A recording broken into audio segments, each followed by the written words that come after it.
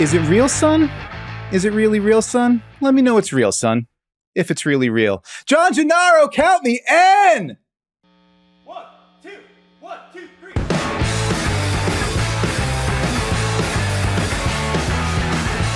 The first words belong to Method Man, for short, Mr. Meth, moving on your left, but the rest of them belong to me. Welcome to Devine Intervention, a self-help podcast about basketball. My name is Dan Devine, and before we get rolling, 3 things that I'm grateful for today. 1, I get paid by Yahoo Sports to write about the NBA and talk about it into this microphone and into this camera. 2, I live in a city where I can take a short subway ride to see NBA basketball live, which I did on Monday night covering Bucks Nets at Barclays Center for an article that you might already be able to read at Yahoo Sports, so go check that out. And number 3, I get to talk to a guest who is much, much smarter than me. Joining me today, he is a decorated veteran of the numbers game and, as you can see in the shot, a contributing member of a functioning democracy, ? He is an award-winning columnist and analyst formerly of ESPN, Bleacher Report, and NBC Sports. These days, you can catch him at Meadowlark Media, where he co-hosts the great podcast Basketball Illuminati with Amin Al-Hassan, on broadcasts of Portland Trailblazers games as the team's new analytics insider, which is very exciting, and on his Substack, The Finder, where he does brilliant things like claim Victor Wembanyama as a point guard, TK, and try to figure out where James Harden is going next, like already after this. Ladies and gentlemen, my friend and yours, Tom Haberstroh. Tom, welcome to Devine Intervention. How are you doing, brother? I'm doing great. Thank you for giving a shout out that I voted today. I think that's what you were alluding to. I took my daughter to the voting booth and she got a little sticker that said future voter, which was fun. It's great. Because as you know, there's nothing on the planet Earth that kids love more than stickers. So that's the key to their heart. That's exactly right. And it's one of the better advertisements that we have for being involved in any kind of institutional process. You do get a sticker at the end of it. And I'm 41 years old and I still like getting the sticker. So I'm looking forward to getting out there today after we finish this up. But first, Tom, we're going to have some fun with small sample sizes and early season stats. I'm going to unveil a very special proprietary analytical model right here on Devine Intervention. And we're going to talk a little bit about the new look Clippers. But first, before we do anything else on Devine Intervention, we always operate from a place of joy. So Tom Haberstroh, what is something from the world of basketball that brought you joy during the last week of NBA action? Oh man, I'm such a homer, Dan. You talk about how you're, within a subway ride or whatever to NBA basketball, and I am too. I have a little like trolley, a streetcar that I can take from my house that takes me to the arena here in Charlotte, North Carolina. And though I am the Portland Trailblazers analytics insider and I'm covering this team like a lunatic from the East Coast, it is insane that I'm doing this. As JJ Redick likes to call it, our friend JJ Redick, we are sickos. Okay. But there's an NBA team here just down the street. And I have the privilege of hanging out and watching this Charlotte Hornets team as well, which is being narrated by, I think, the most excitable, most enthusiastic, sometimes deranged joy is Eric Collins. Okay. Eric Collins calling NBA games is just pure dopamine. It is so unadulterated, straight gas. And there was a highlight from a recent game against, it was Dallas. Okay. Dallas. Nick Richards, who is about as like anonymous of an NBA player as there is. Okay. My wife's going to hate that because she's go blue. She's a big time Kentucky Wildcat fan. So Nick Richards is a backup center for the Charlotte Hornets. And I don't know, John, if you can play this audio during the podcast. Oh yeah. Don't worry. Super producer John Gennaro is on it. Do not worry about it. So when you wrap up, we'll go right to the audio. It is amazing. Nick Richards just kind of like dribbles a couple times, runs I wouldn't even say it's a fast break. It was like a transition play. Yeah, it's a break. It's a break, open court, like he's trotting down the floor.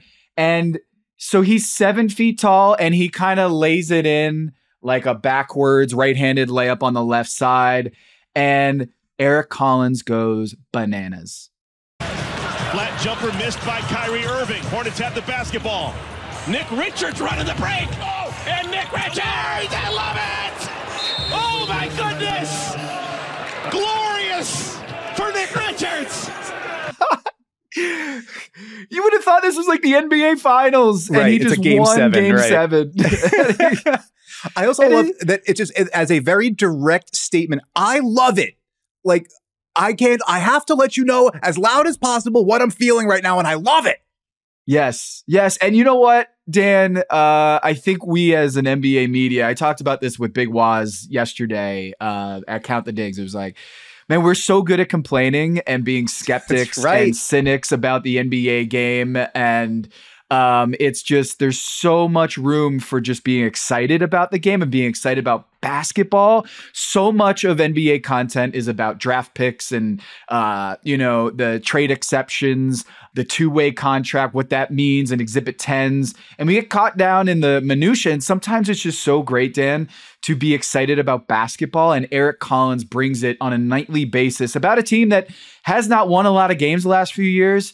It has been tough sledding for Eric Collins in terms of like, hey, it's not a great basketball product on a nightly basis, but this moment just crystallizes what I love about basketball. I love about Eric Collins as a commentator.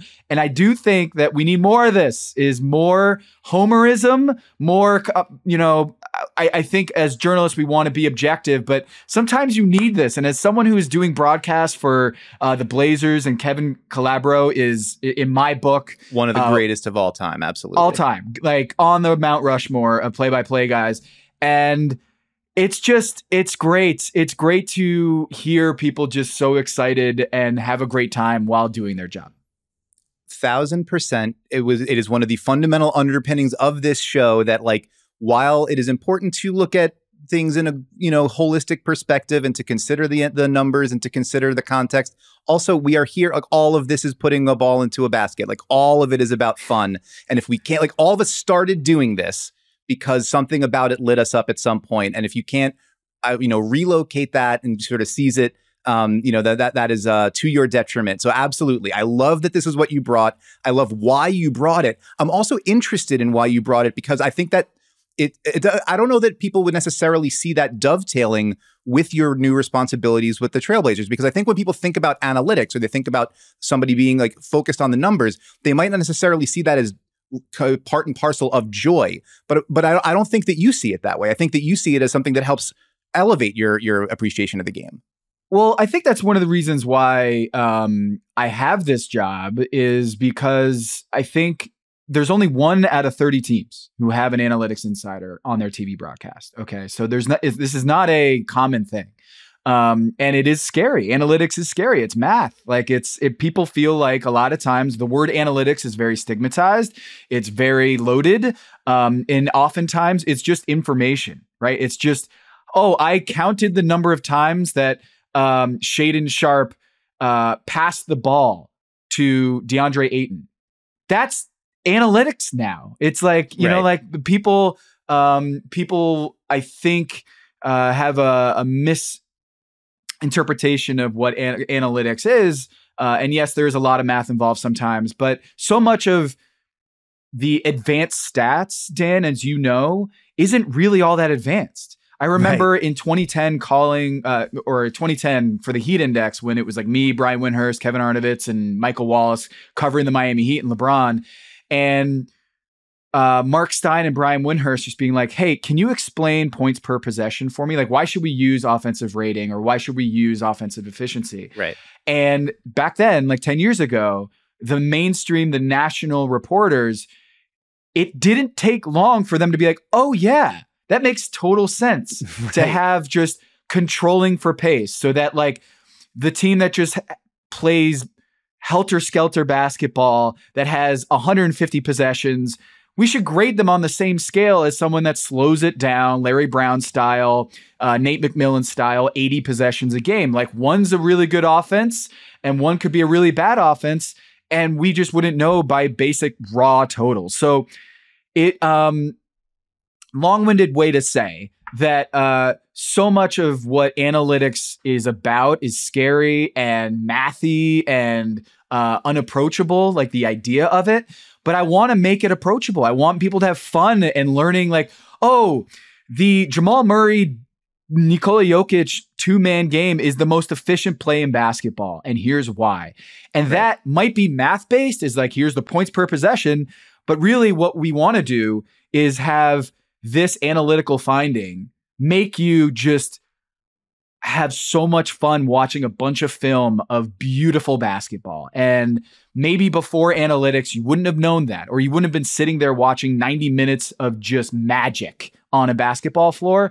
But because of analytics, or because of Second Spectrum, or because of Synergy Sports, we're able to kind of bring the great things about basketball. And I always want to root it to basketball. A lot of this is acronyms like defensive box plus minus. What is that? We had this opportunity the other night, Dan, that we were like talking about DeAndre Ayton's defense. And we had this debate before going to air. Should we talk about his defensive box plus minus? And I was like, that I don't feel like is good TV. I feel like we can show the ways that DeAndre Ayton has been effective defensively and talk about that, and maybe say over air, hey, he's one of the top defenders in the early going by many defensive metrics.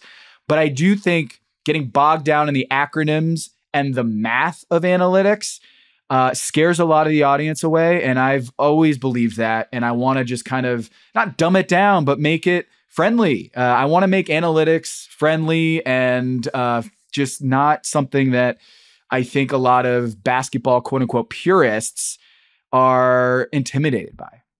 Well, it's Steve Jobs needing the Macintosh to smile, right? Or to say hello. Like that was the argument for like this thing was terrifying. We need to make people feel comfortable with it being in their home. It needs to look friendly and it needs to say hi. And so if you can do that with maybe not, BPM metrics or whatever, but like if you're able to do that with just the idea of this is going to help you not even necessarily understand, it might help you enjoy this thing better or more, or in a different way, adding a pathway to having a little bit more fun with this thing that we're all devoting our free time to and, being fanatical about in one way or another. I think that's an awesome thing. I think it's a credit to the Blazers for doing it. And I'm stoked to see you getting that opportunity to help people see things the way that you see them a little bit more often. We're going to move from a place of joy to a place of, I think, maybe a more curious place. This is not my beautiful house. I'm not sure exactly what it is. James Harden showed up in New York City last night with the Los Angeles Clippers. He just arrived. And the beginning of the James Harden era with the LA Clippers, it opened with a loss, a 14-point loss to the Knicks, 111-97. James Harden, 31 minutes, 17 points, 6 assists. I'm not going to lie to you. I didn't see second one of this game because I was at, as I mentioned earlier, I was at Nets Bucks. But my understanding is started alongside the other three, future Hall of Fame wings, and Ivica Zubac's there being the glue holding it all together. You got a little bit of run with the backups and some opportunity to sort of cook on his own there. If you are able to check this one out, I'm curious what you saw in Harden's sort of first run with the Clippers. I think when we look at this at Madison Square Garden, he has not played a minute of training camp or preseason basketball. He's coming in with the train going and he's trying to jump on and say like, oh, I'm now going to be like the focal point of this offense with Paul George and Kawhi Leonard. And oh, by the way, Russell Westbrook, who has the history's highest usage rate season of all time. So there's a lot of cooks in the kitchen. And you saw that in game one. And I want to just like put a disclaimer. We're small sample size theater here. And James Harden playing game one without any ramp up with this team or practice with this team. It's like asterisk times like 10. Okay. Sure. So what we saw at Madison Square Garden is really a preseason game for these guys. And even, when you look at the actual game that we saw it was close up until like the last 10 minutes of the game. And that's when James Harden showed a lot of fatigue and the team wasn't able to pick up that slack. Paul George was not excellent. And I think when you look at Ty Lue's comments after the game and James Harden's comments after the game, it was very much, hey, he's not in game shape yet. And we should take everything with a grain of salt. So one thing I wrote on my Substack was Russell Westbrook starting is really interesting because what we kind of think about Russell Westbrook of being this high usage ball hog or someone who's just not willing to share the rock with other people and has a limited half court impact. Well, so far this season, when he's playing next to those other starters, he has a 15% usage rate, Dan. 15%. That is a role player. And Russell Westbrook has taken a back seat in Clipperland. And I think with James Harden coming in the fold, he's much more recalibrated than he was with the Lakers. And I think that's notable, is that Russell Westbrook has not demanded to take every other shot on the floor. And he was efficient. James Harden was efficient. But it wasn't enough for me to say, oh, this is going to be a title contender right out of the box. It's a great point about Russ, because I think that was something that was there was a lot of uncertainty about whether he would ever accept that kind of curtailed role. Even if he was put next to some of the greatest players of all time, would somebody who had been so maximalist for so much of his career, ever feel comfortable in a smaller space? And he, that he has been so productive in that way, that he's been willing to sort of sublimate his game is, I think, a really good sign and a really good start for a Clippers team that's going to have a lot to figure out over the next few months.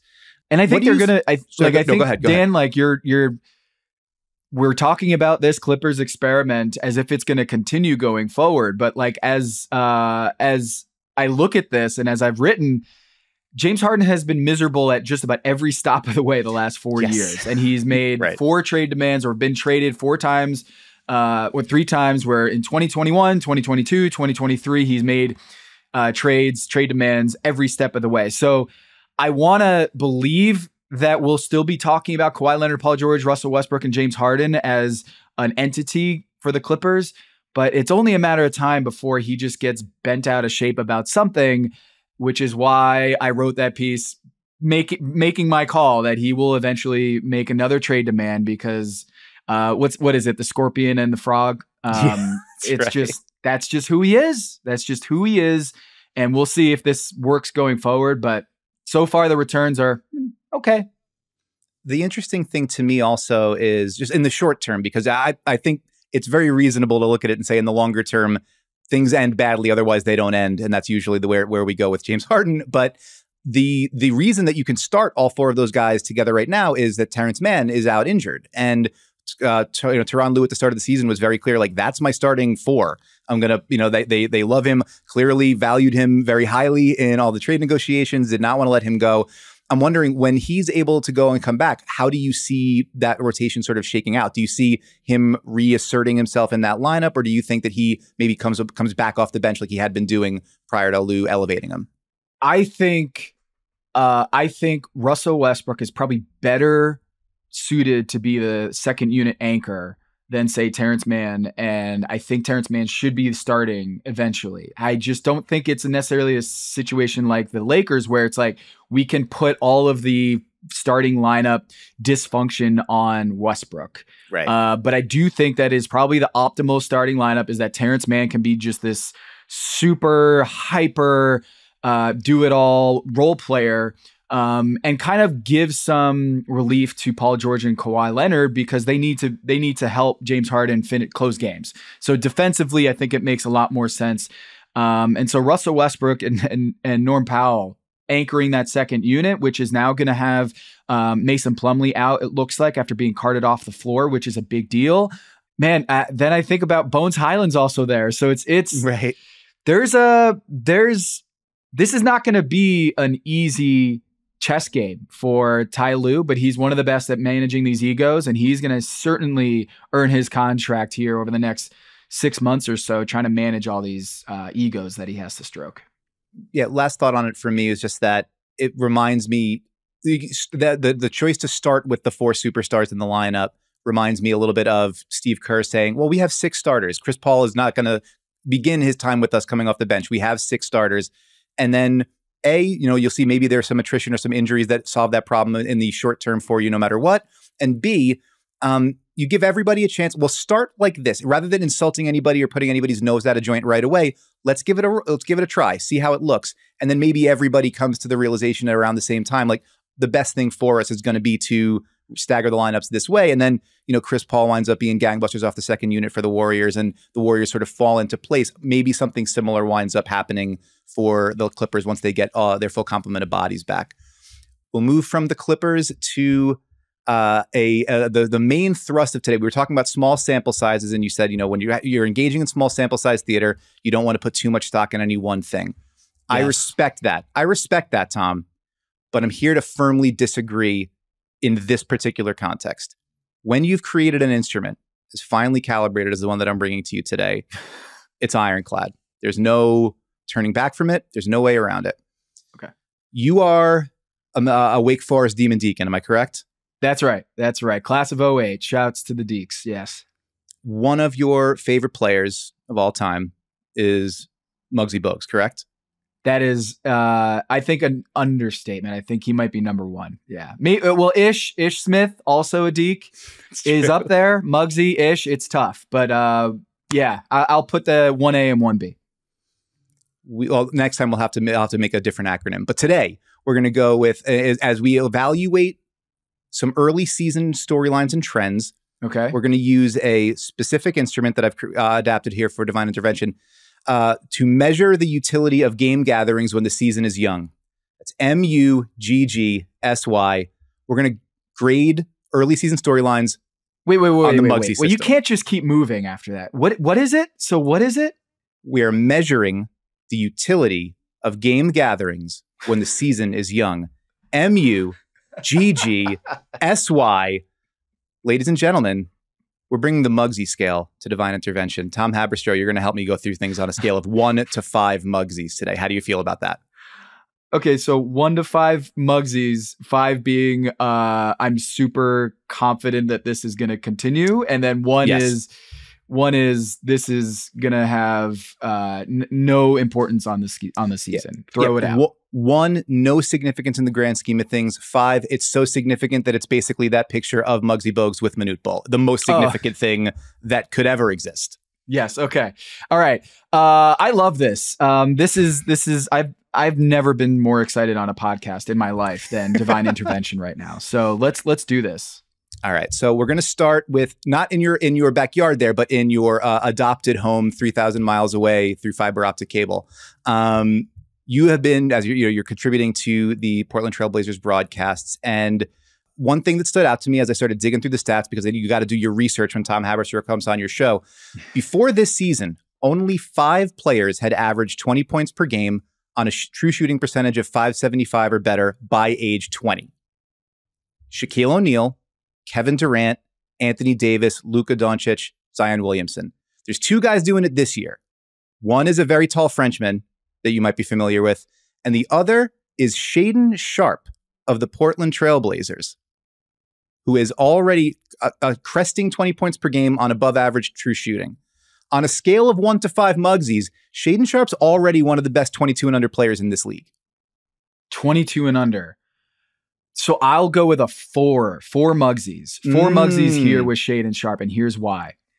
You mentioned it. He's 20 years old. He's a half a year younger than Brandon Miller and the Thompson twins, who were top 5 picks in the 2023 draft. So he is, by all accounts, a really good NBA player and also one of the youngest NBA players, which usually doesn't happen. Shaedon Sharpe had a really solid rookie season, not spectacular until the last 10 games of the season when, let's say the Blazers were shorthanded, and Shaedon Sharpe put on an absolute show, averaging about 10 or 20 points a game, 5 assists per game. It was just like a coming out party for Shaedon Sharpe. I was a skeptic in the sense that, hey, the competitive, the opponent, the competition level wasn't as high as it could have been. And so I was curious to see if he was able to maintain this year.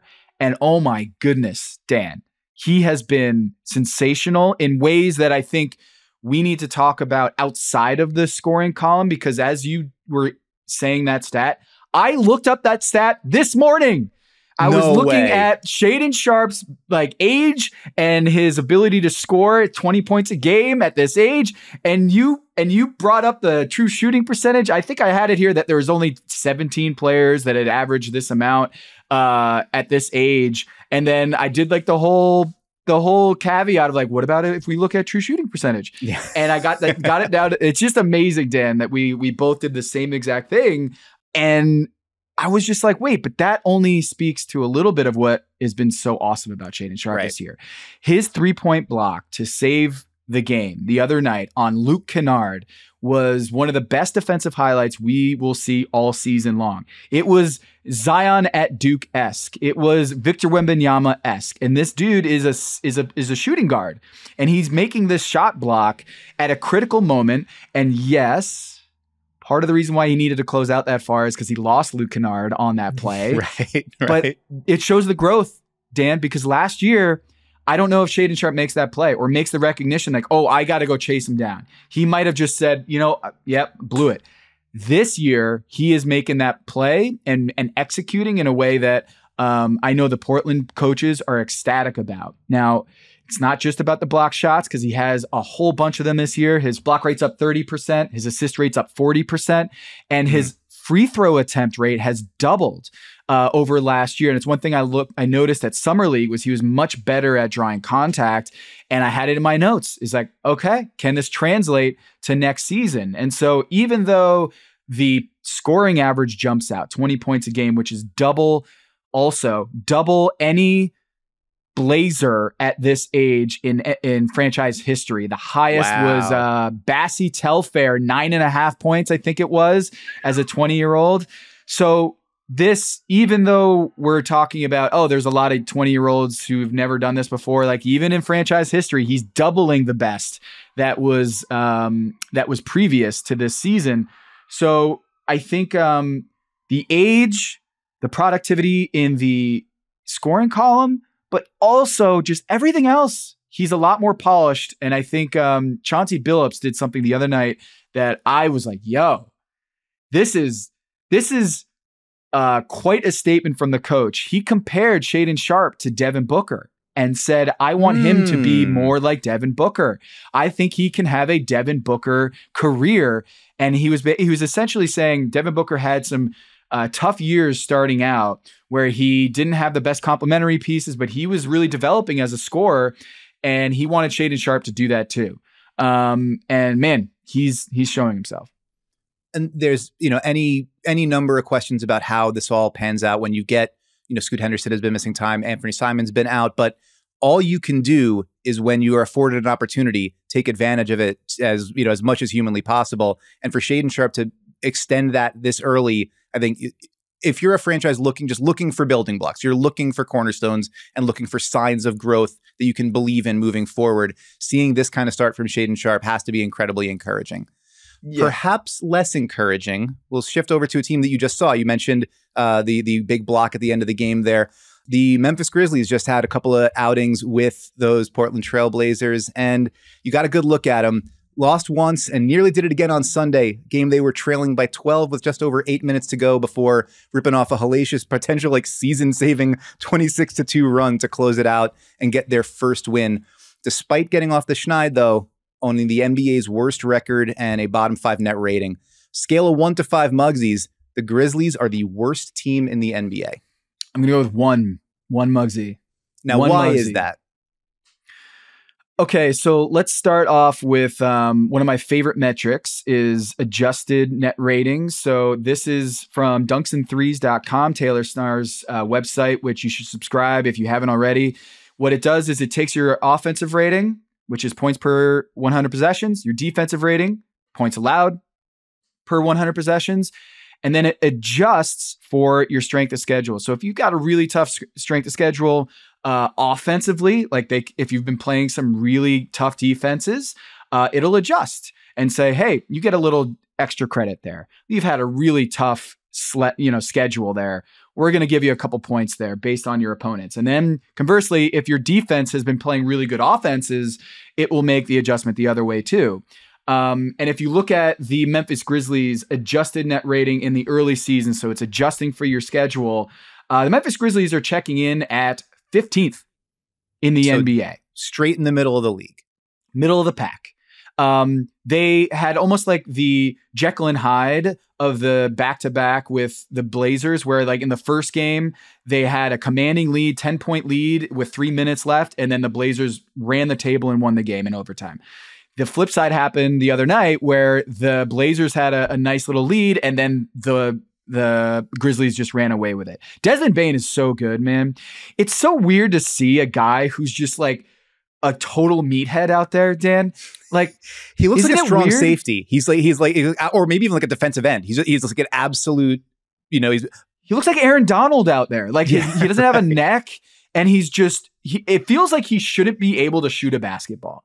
Right. Like, he's so swole. And it's just weird. Like, the only one I can think of off the top of my head, like, is it David Wesley? Like, the only one who can like that might be my Hornets bias going here, is just like the idea of a guy who's just like built like that in an NBA uniform. You just never really see it. He's so good.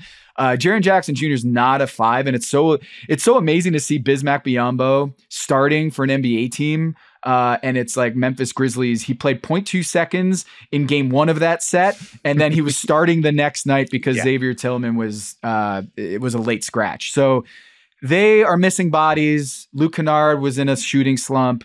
Memphis Grizzlies are going to be fine. I do want to take this opportunity to kind of thump my chest a little bit, because a lot of the analytics, a lot of the smartest guys in basketball, Kevin Pelton and John Hollinger, their metrics, their projection systems have Memphis Grizzlies as the number 1 team in the Western Conference in regular season wins.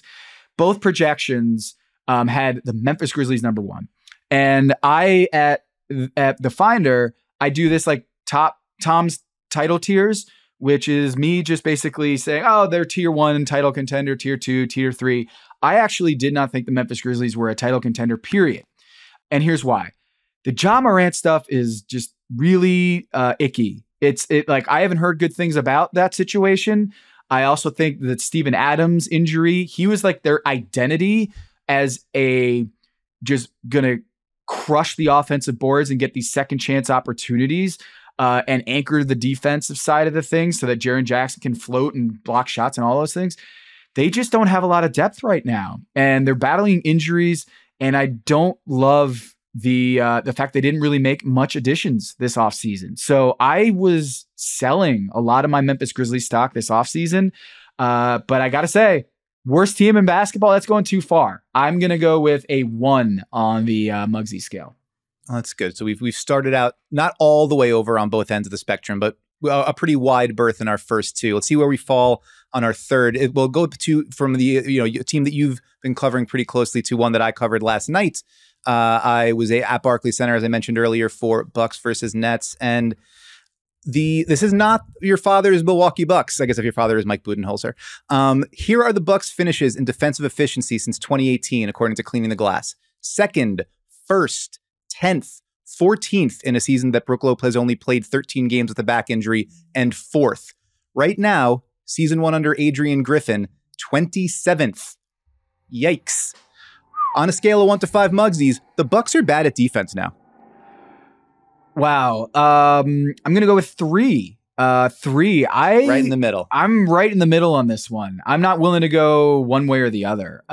It's a wait and see for me. Like, I do think Cam Thomas in some ways is drop coverage kryptonite, because he's the greenest of green lights. And if you're gonna right, he is that slime in Wet Hot American Summer, right, where it's just like yes, that nuclear waste that was just there, green, right? Is that it gives us the talking can of peas, right? Yeah. Yes. Yeah. That is Cam Thomas the talking can of peas, or would that be? I think it's now canon on Devine Intervention that Cam Thomas is a radioactive can of peas. I think that's exactly right. I'm going to have to only refer to him as such from here on out. We did it. How proud are you right now? I feel very good about this. So when you look at like, who are you going to be upset about? Like, who is going to exploit a drop coverage with Brook Lopez just sinking into the paint? It's Cam Thomas. He is, I don't think it's any coincidence that he went off for 45 points against that coverage. He's someone who's always just tunnel vision. I'm going to get this bucket. I'm going to pull up from 15 feet. I'm going to pull up from 3. First time this season that he really started going from deep. And the Bucks just had no answer for that. And so I think it was a little bit of an illusion to say that they are a mess defensively because, hey, the Brooklyn Nets just dropped, what was that, 100? How many points did they score last night? I think it was 125 and 101 possessions. It was a big number. Yeah. Oh, the big number. Here I am talking to Tom Haberstroh, and I'm out here saying the big number.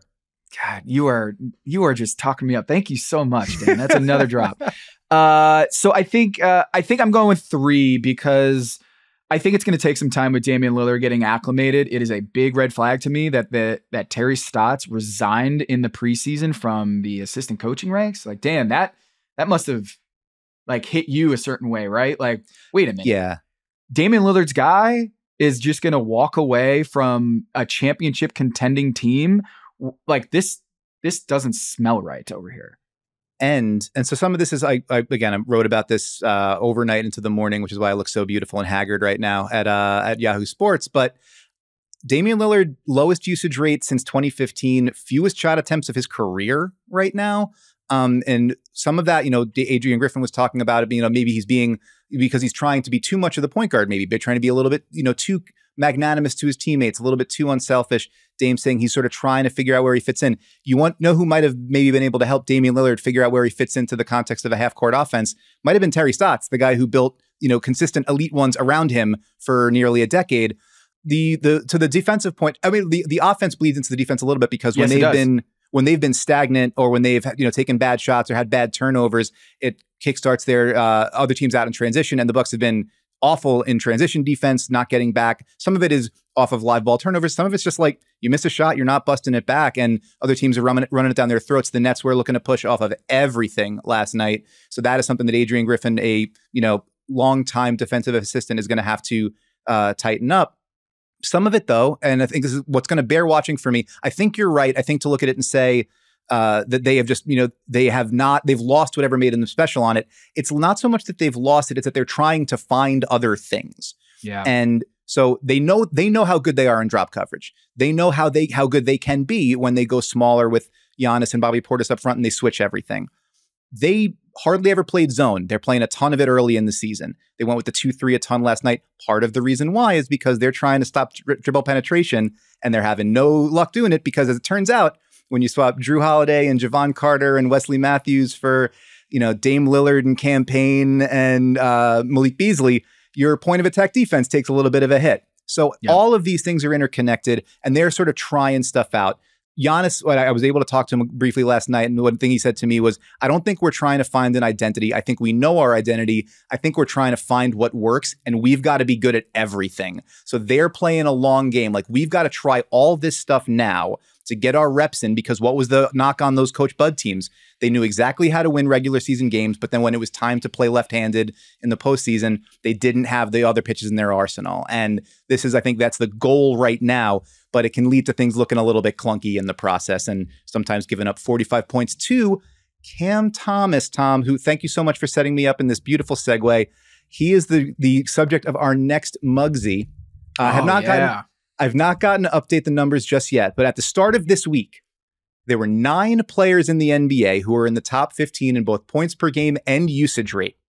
This list includes 3 MVPs, Joel Embiid, Stephen Curry, Kevin Durant, 3 more All-NBA selections, Luka Doncic, Donovan Mitchell, De'Aaron Fox, a 7th All-Star in Anthony Edwards, the meathead you were just referring to, Desmond Bane, and Cam Thomas.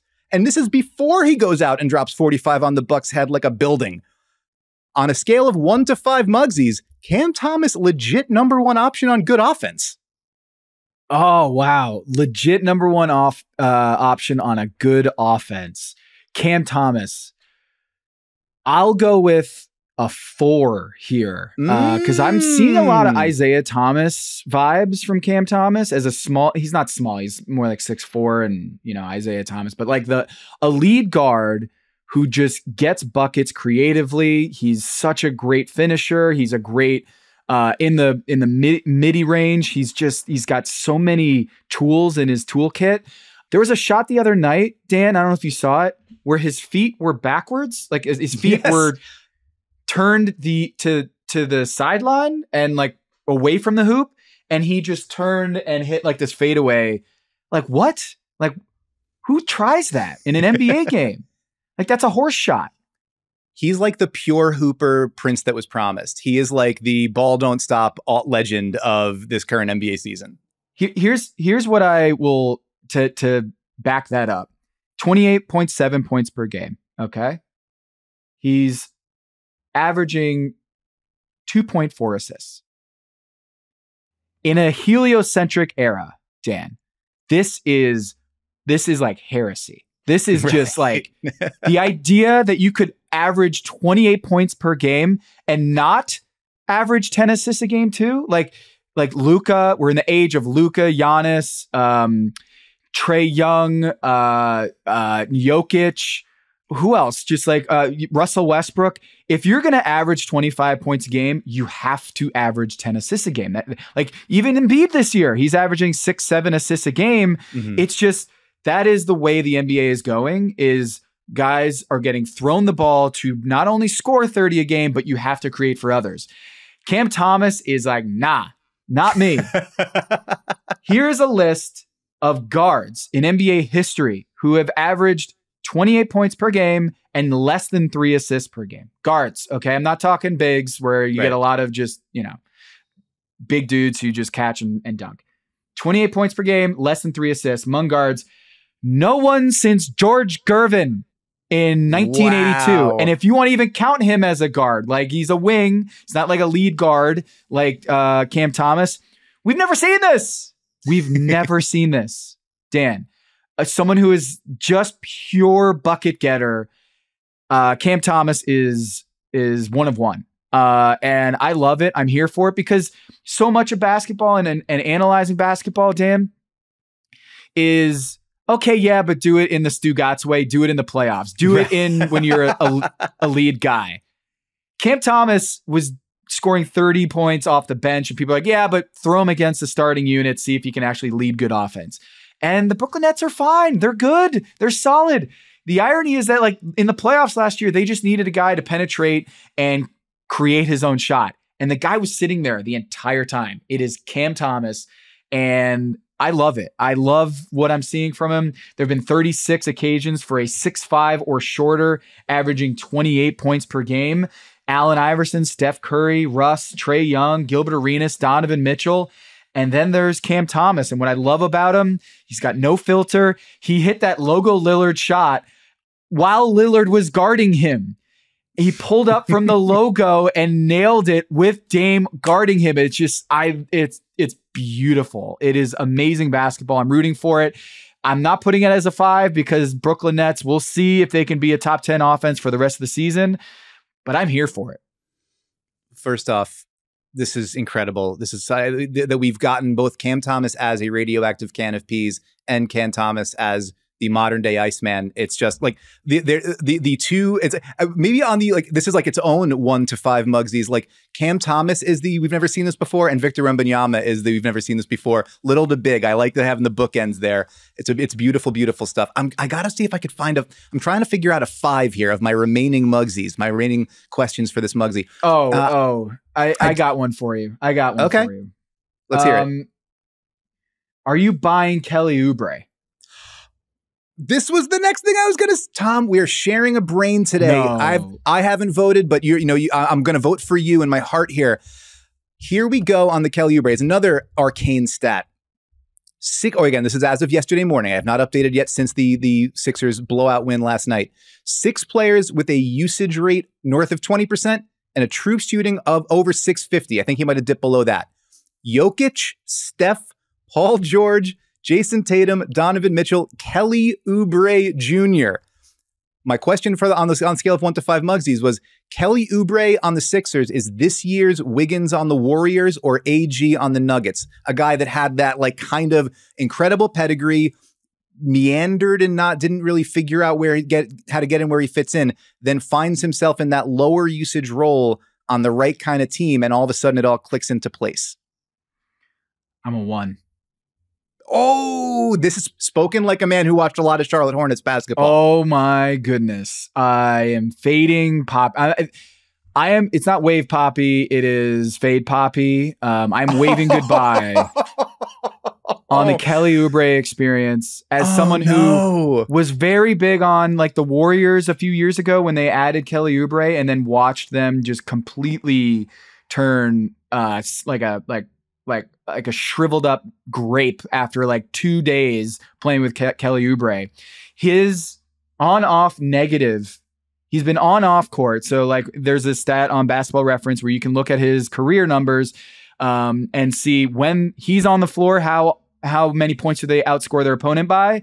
Sometimes it's negative, sometimes it's positive. And then they have this on minus off metric and they color code it for you. So it's very nice and easy to see that when this player's on the floor, does their team perform better or worse? And for the last 5 seasons, Kelly Oubre's number is red, which means that it's making his presence makes his team worse from a statistical standpoint. When he's on the floor, they produce X. And when he's off the floor, they produce Y. And for each of the last 5 seasons, Dan, Y has been greater than X. Okay.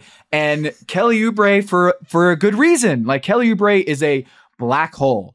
When you pass him the ball, you are not getting it back. He has 3 assists in 179 minutes this year. Dan, that's hard to do. Like even he like plays with Joel Embiid and Tyrese Maxey. Right, but if with all due respect, he's also Wave Poppy, and so like Wave Poppy doesn't need to pass. And in fact, given how well he's been scoring early this season, I think we might have to go back to Tsunami Poppy. Like it's been an overwhelming natural occurrence here. But what you're saying is based on past performance. And the likelihood of things sort of reverting, you're maybe seeing this natural occurrence becoming a natural disaster. Okay, so here's another stat for you. Again, the people may think this is analytics. This is not analytics. This is just splits, okay? Kelly Oubre, in the month of October for his career, is shooting 37% from 3. For the rest of the season, he's shooting 32%. Okay. So what we have seen in historically and with the Hornets is he gets off to these great starts that make you believe and make your heart go aflutter. And you are just saying, oh, Wave Poppy. He's so beautiful. I love the way he talks all the time. He's a great looking guy and he's hitting these shots and he's just got this look to him that you want to root for this guy. But I've never seen someone talk such a big game and then like completely fall apart the other end of the floor, and he still talks. Like usually you get a little bit humbled, Dan, like you're talking a big game and then someone dunks on you and you're like, you know what, I should probably zip it. He doesn't have that reflex. He does not. He keeps talking and he will be the guy who is, the Black Knight where he's getting his arm cut off and he's just still saying, oh, it's just a flesh wound. Like he's fine. And I just think Kelly Oubre is empty calories. He makes Cam Thomas look like Isaiah Thomas as a distributor. He is not someone that I want on my team. However, in October and November, great. Just don't think he's going to be like check in come April, May, and June, which is when they need him. When Joel Embiid is trying to change his legacy as a guy who's just a regular season performer and then he falls apart in the postseason and they're trying to get into the conference finals, check back then. And I'm sorry, Kelly Oubre is a very nice human being. I just think he's fool's gold.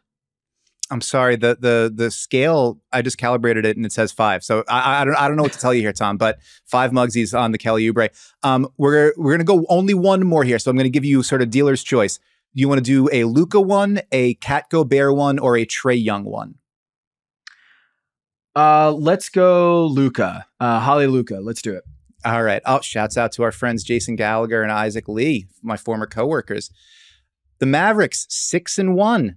Top 5 in offense, undefeated in clutch games, and their best player is in the top 5 in the league in points per game and assists, and just outside the top 10 in rebounds while scoring more efficiently than ever. Scale of 1 to 5 Muggsies. Luka Doncic is the MVP of the league right now. Okay. If he continues to shoot 40% from 3, 100%. He is a 5. We're going to 5. 5 Muggs. Forget it. We're going 5 Muggsies. Yeah. I've heard enough. We're going 5 Muggsies on this one. We're going 6. If he could shoot 40%, Dan, like Luka Doncic, if he's got that step back to a point where it is a Steph Curry move, the season's over, right? Yeah. Because it's unguardable. It's not like a thing where like Steph needs someone to help him get the ball. Like he's not a guy who can just ball dominate all 48 minutes. Luka can do that. And if he can just always go to this like step back thing, which is going to be a 40% shot, it's over. It's been incredible to watch him this season. Like take another step forward. I remember sportsoddeshistory.com for like each of the last 3 years, he's been the preseason MVP favorite. And he hasn't delivered yet. So maybe this is the year, but Jokic is getting better. Which is insane that's what true. Are we supposed to do with that? He's shooting 70% on twos. Jokic is shooting 70% on twos. And then, oh yeah, he's the best at everything else. You know, it's just like, what are we supposed to do with this guy? And Jamal Murray's hurt, and it looks like he's going to be out for a few weeks, which is a huge bummer. But there is an opportunity. We do this thing, the narrative thing in media, which is like almost it adds to your MVP candidacy, your campaign, if one of your teammates gets hurt and you maintain a certain level. And so I think the Jokic MVP race will like heat up here, or his candidacy will heat up. But Luka certainly has a claim that like, oh yeah, like look at my supporting cast. And I'm not a believer in Kyrie as someone who's just time and time again had to deal with like, oh, wait a second. You host a podcast where you talk about opening your third eye. You're not a Kyrie guy? I'm not on Basketball Illuminati right now, right? That's true. That's true. I'm code switching. This is what I'm doing. Okay. I have to remember my audience here is that like actual basketball stuff. There is no audience here. Wait, why did I wear this I voted sticker then? That's a great question. Audience? I don't know what to tell you. Well, like I think Luka Doncic, Dan, is going to be in the MVP race. He's outstanding. He's 24 years old still, which is it's kind of crazy. He'll be like LeBron, where we'll be like, wait, he's been doing this for how long? Right. And from the get-go, like straight out of the box, he's been this good. So I hope he stays svelte. I hope he stays trim. It hasn't happened in recent years. It's very hard. Like he's a human being like you and I. We probably put on 5 pounds of just blubber throughout the rest of the regular season. And I put it on during this podcast. I mean, it doesn't take me very long. I think Luka is going to be up there. I'm going to go in terms of Muggsies. I'll go with a 4 Muggsies, 5 if he shoots 40% and keeps his weight off. If he eats well, if he says no to the late night hamburger from room service hamburger, the cheeseburger, I'm going with Luka Doncic. I love that. And I love that also we wind up exiting this segment by saying sorry to the Timberwolves fans and sorry to the Hawks fans. It's just unfortunately Tom Haberstroh is a hater and didn't want to talk about either one of your teams. So I had this whole great thing about how like how you say French tall cats in French. It was great. I'm not getting. It's going to have to be a teaser for another time, Tom. This is how, unfortunately, the precisely calibrated instrument works. I can't go and I can't reopen it now. We've closed the book on the MUGGSY scale for today. But before we close the book on Devine Intervention, we're going to go to something we call the closing 5, because Tom, as you know, how you start and whether you start is not as important as how you finish. 5 quick questions, lightning round style answers. So here we go. You love basketball. This much is obvious. What sport or sports did you enjoy, or do you enjoy watching when you're not working? What's your go-to thing to watch when you're not working? When I'm not working, sport I love to watch. I'm gonna go with golf, and that is the most white Charlotte 37-year-old thing to answer here.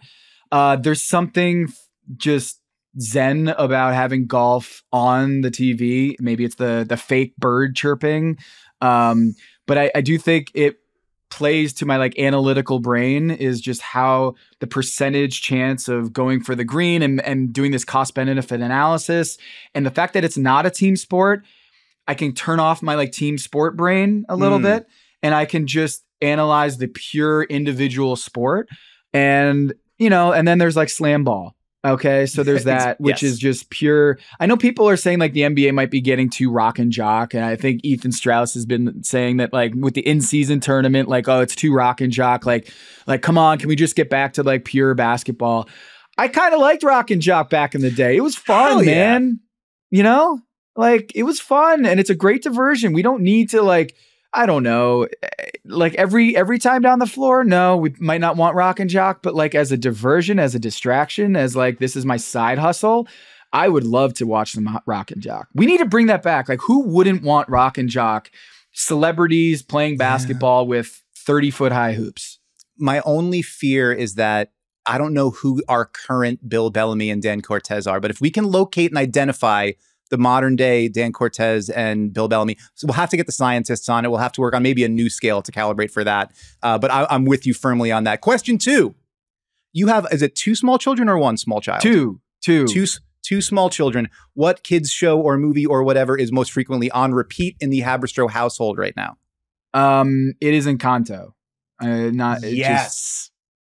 It's Encanto. And I gotta say, it's, we have Dan, when we grew up, we had like Little Mermaid, we had Beauty and the Beast, Lion King, some of the Disney hits. Mm-hmm. The soundtrack quality of today's kids, that you can just have Hamilton or Encanto or Moana on.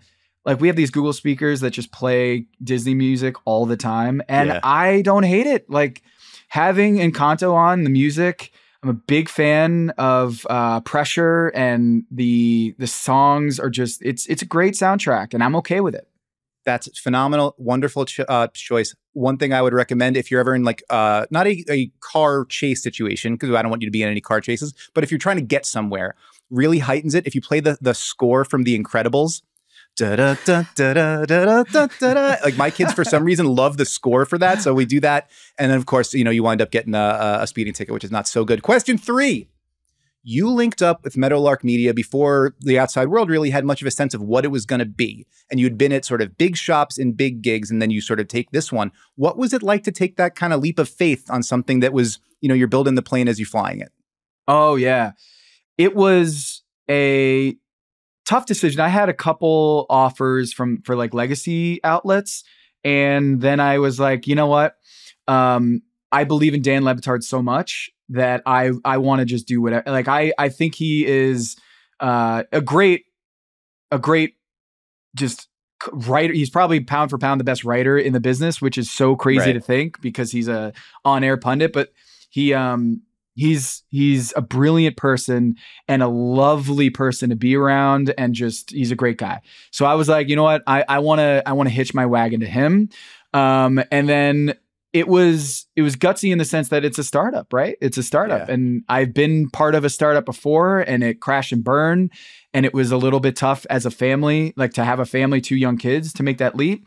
But what they're building, and this Lucy Roden, if you haven't been watching the Off-Roden show from Lucy, it's like, it's such a joy. And I know this is all about joy on this podcast. Like, watching Lucy has been a revelation. She just goes to these college football towns and just has an absolute ball. And it's so fun to watch, just a slice of Americana. And just, she starts crying from just how emotional she gets at how happy everyone is at football games, college football games. She went to Oklahoma State, and I'm great to be, it's so great to be part of a team that like produces that kind of content. So it was a little bit nerve-wracking, but Dan Le Batard is that good and that much of a force that I was willing to make that leap. And plus, it doesn't hurt to work with Amin Elhassan every day. I mean, some days not great, but I think he's some days it might hurt, but I think broadly, right? As long as we're not at a bar together, it doesn't hurt. If we are at a bar together, I am going to hate myself for a week. But Amin's just, I think, one of the most creative, most brilliant minds that we have in sports media. A great dude, and I'm just so excited to be able to work with him and Dan and the whole group. Okay. Question number 4. We'll move from the Basketball Illuminati podcast and the Meadowlark Empire to, you host a Top Chef podcast with our mutual friend Kevin Arnovitz. It is called Pack Your Knives. if you were trying to get someone into Top Chef, like say, hypothetically, someone you're talking to right now who's never watched a single episode, where would you recommend starting and why? Season 6, Las Vegas, the Voltaggio brothers, Kevin Gillespie and Jen Carroll. That is, like, first of all, Top Chef is sports. Okay. Top Chef is competition. It is not a Food Network show. Like, it's not like a food, learn how to like cook things. Like, yes, you are going to learn how to cook some amazing dishes, but it is sports. It is pure, like 100% grade A sports. And that's why Kevin and I have had such a seamless, joyful time covering the Top Chef show, because it is like covering a sport. It is, there's competitive, there's teams, there's points, there's championships. It's all just a construct that we are so familiar with. And I think the greatest season ever is the Las Vegas season with the Voltaggio brothers, season 6. It's just awesome. And it's set in Vegas. So how can you argue against that? It's great TV. And we're going to be coming up on season 21, I want to say, of Top Chef. And season 6 or 7 of doing Pack Your Knives. Incredible. Padma Lakshmi's left the show, and she was on SNL last week, which was great. Nate Bargatze and Padma was an amazing segment, skit that they did together. I love Top Chef, and I think we're going to have a really exciting upcoming season with Kristen Kish. Season 6, what you got to do, Dan? Like, that's pure Top Chef, and it is awesome. It's great TV. It's a great recommendation, and I cannot stress enough that you should go check out Pack Your Knives with Tom and Kevin. Question 5, we'll get you out of here on this, or before our final thing. Tom Haberstroh, creator of the ALS Pepper Challenge. Can you explain what inspired you to start the challenge? And then also, what is the hottest pepper you have ever eaten? Okay. To answer your second question, easy. Carolina Reaper. Did it on live TV. Meadowlark Media. We did a 24-hour insane idea. Like, talk about sickos. We did a 24-hour marathon to launch the show. And we raised $8,000 in like 12 minutes. And as part of that fundraiser, I said I would eat a Carolina Reaper. It is no longer the hottest pepper in the world because it's been outdone by the creator of the Carolina Reaper. His name is Smokin' Ed Curry, and he's 40 minutes from my house here in Fort Mill, South Carolina. And he is he's a mad scientist that creates hot peppers. He just created Pepper X, which is now the hottest pepper in the world. Carolina Reaper, easy. Secondly, and I threw it up. That doesn't sound very easy. Sounds awful and terrifying. The answer to your question is easy. But what is the hottest thing I've ever eaten? It is 400 times hotter than a jalapeno. Okay. No, thank you. No good. Yeah. It came right back up. Like, it sat there for like 20 minutes. It literally took my breath away. I could not breathe. I could not speak. My voice was gone after eating this. My brain, all my faculties just shut down. ALS Pepper Challenge came about because my mother was diagnosed with ALS. It's Lou Gehrig disease. It's a 100% fatal disease. In 2016, she was diagnosed. She passed away this past summer after an amazing battle against the disease. And as Norm Macdonald likes to say, she didn't lose the battle. It's a draw, because you know what? ALS died within her too. And so it's not the sense ALS didn't beat her because it died with her. So it's a draw. And I want to say it was the hardest thing I, as a human being, have ever dealt with, is having my mother diagnosed with a disease like that is 100% fatal. And it's devastating. It's a neuromuscular disease that is neurodegenerative, that your muscles wilt until you can't eat, until you can't speak, until you can't breathe, finally. And it's a horrible disease. You're a prisoner of your own body. And my mom was like, hey, this sucks, but also let's change the world. And I was like, oh, okay, that sounds very inspiring. And probably I'll never, ever have the courage to do something like this. And she said, I want to start a movement. So my brothers and I, my sister, we came up with the idea of, the Ice Bucket Challenge was an ALS challenge back in, I think, 2016. Mm-hmm. And we want to do the opposite of that, which is the Hot Pepper Challenge. So we created the hashtag ALS Pepper Challenge. You eat a hot pepper and then you nominate 3 people, record it on video, nominate 3 people, and so on and so forth. And it was so cool to see some of my friends and family do it. It was way cooler to see Charles Barkley do it. Way cooler to see Kelly Clarkson do it. Jimmy Kimmel. Garth Brooks did it. But here's the funny thing about Garth Brooks. He doesn't like eating hot peppers, so he drank a Dr. Pepper. Dan. Oh, Garth. Chris Gaines would have eaten the pepper. That's right. That's right. He would have. Shout out to Chris Gaines. If you haven't read it, the 90s book from Chuck Klosterman, where he talks about Garth Brooks was the highest selling artist in the 90s, which I think a lot of people would be surprised to learn. Right. That is a great book. But the point is, Garth Brooks did it. Kind of Shaq. We raised over $1 million for ALS research, Incredible. Which was amazing. And the fight is still not over. We still do not have a effective treatment for ALS. And I have this Substack because my mom inspired me when I was a kid. She used to call me the Finder. And so it is a homage to my mother, a tribute to her. When I was a kid, Dan, and we should use this in our arsenal as fathers. When I was a kid and I lost or my family lost something around the house, instead of going to look for it, they tricked me into believing that I was actually good at finding things. And so they'd be like, "Hey, Tom, you're the finder. Go find the set of keys that I lost." And I'd be like, "Ooh, yay!" Because a kid loves a job, without doubt. Like having that responsibility, that task is a huge deal.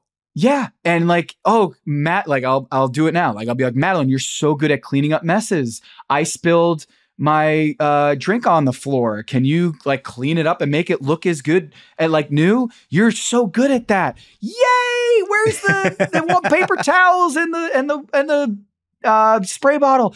And so that was me when I was a kid. And so the reason why I started TomTheFinder.com was I wanted a place where I could write all my crazy musings and thoughts.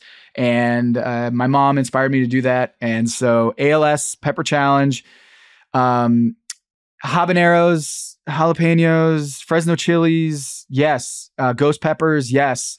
Carolina Reaper or Pepper X. Just sit it out. I'm telling you, not worth it. I will eat a habanero for you if you ever want to do. I'll eat their Carolina Reaper so you don't have to do it. That's the kind of person I am.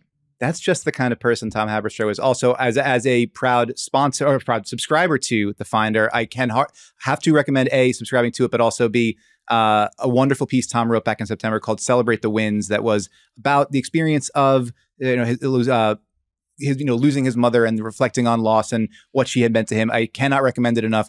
I know we often in this world, we talk about, we promote our work, we promote the stuff that we think and say about sports. One of my favorite things always is when somebody that I really like doing that also lets us into their world a little bit. And it was wonderful of you and kind and brave of you to do that. So I want to point people toward that and recommend it heartily to them. Thank you. Thank you. It was very difficult to write, but I was blown away by the response that I got from people who didn't even lose their parent to ALS. It wasn't about that. It was just about loss and what it all means. And as you talked about at the top, Dan, is like, as a numbers guy, it's surprising to have you talk about something that isn't numbers based, that brings you joy. Like that story, that article I wrote was very different than what I normally write. That's usually got a lot of numbers in it that I bring out a calculator and like, that's how I write. This was a total different curveball, and speaking from a different place than I usually write at. So that means a lot that you enjoyed that and you took something from it. I'm going to take one more thing from you today, Tom, and we close out our show with a weekly recommendation. It can be anything in the world. It can be, I had, Jason Concepcion recommended the Histories of Herodotus. Zach Lowe recommended. Of course he did. Yeah. I was like, way to set the bar really high, episode 1, dude. Thanks a lot. I think mine was literally that week, read something. Like just use your brain to read something that is not your phone or your laptop. Zach recommended a book about facial recognition technology. Can be anything in the world that you think is cool and good and would help our readers and listeners enjoy their lives a little bit more. So anything, Tom Haberstroh, what is your weekly recommendation. Okay, this book is called Who's Your Founding Father? And it's by Dave Fleming, who is a writer at ESPN. He lives just down the road in Davidson, North Carolina, the home of Steph Curry and the Davidson Wildcats. This book, one man's epic quest to uncover the first true Declaration of Independence, blew my mother effing mind. It is amazing. It's hilarious. He's basically a comedian, and I'm laughing throughout this book. It is about how the birthplace of America is a total. The whole narrative about it is a total lie, and the actual true genesis, the origin of America, the first place that actually declared independence from Great Britain is here in Charlotte, North Carolina. No kidding. You would never. I didn't know this. I moved here to the birthplace of America and had no idea. And he had the similar reaction, which was like, "Wait, what?" But if you look on the flag of the North Carolina flag, it's May 20th, 1775, and that is the date that they declared independence from Great Britain. And it's an amazing story. It should be a movie. There's Joe Posnanski, my guy, who's on the back cover here, Wright Thompson. I mean, you name those two people, you know it's going to be a great read. It's hilarious. You'll learn a ton about how Thomas Jefferson's a fraud, capital F fraud. And I know a lot of my UVA friends will be very upset about that. But you will not look at the American flag the same after reading this book, and it's hilarious, and you should read it. And it's hard to make American history fun and funny, but in the same way that Hamilton did the same thing, where it's just such a joy to read or watch.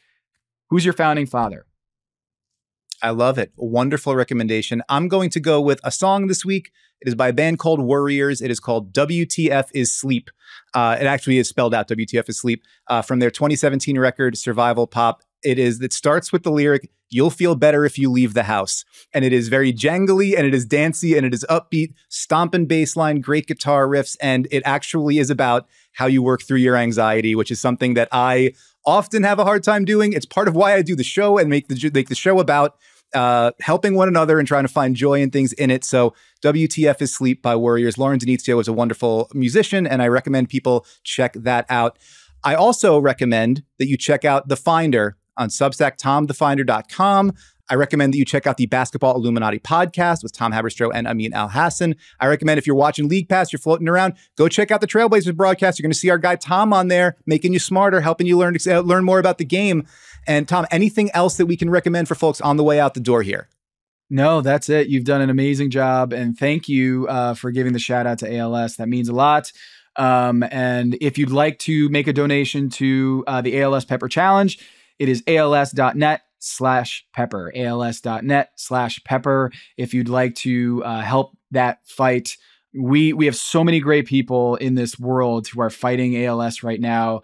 And it's just Sarah Langs, who covers baseball, has ALS right now. She is an amazing spirit, amazing person. And she has ALS, and it's just heartbreaking. And if you want to, find a couple shekels around the house and donate to the one of the great ALS research foundations in America, it's the ALS TDI Institute in Cambridge, Massachusetts. We'd love for you to help. So als.net/pepper. All right, Devine Intervention faithful, go out there, lend a helping hand. I know that you want to and that you're capable of doing it. That is going to do it for this episode of Devine Intervention. Thank you so much to Tom Haberstroh for taking all this time to be with us and to be with himself. Thank you to super producer John Gennaro for doing all the things that he does to make this show look and sound great. If you've made it this far, God bless you. Subscribe to Ball Don't Lie on YouTube or whatever podcast platform you're currently listening on. Leave us a 5-star review. It helps us grow the show. And with discovery, thank you for listening. We will see you again next week. Take care of yourself. You deserve it.